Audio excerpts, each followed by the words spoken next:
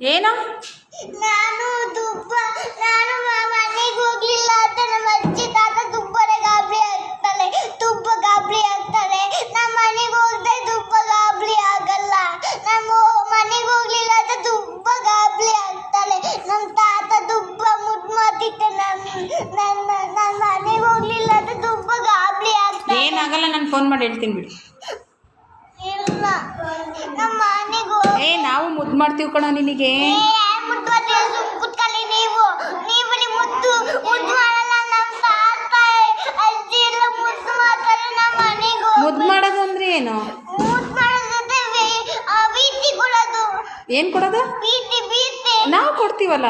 ನೀವೇ ಗೊತ್ತಿಲ್ಲ. ನನ್ನ ಮನೆಗೆ ಹಂಗಂದ್ರೆ ಏನು? ಪ್ರೀತಿ ಕೊಡೋದು ಅಂದ್ರೆ ಏನು? ಬೀತಿ ಕೊಡೋದಂತೆ ಮುತ್ತು.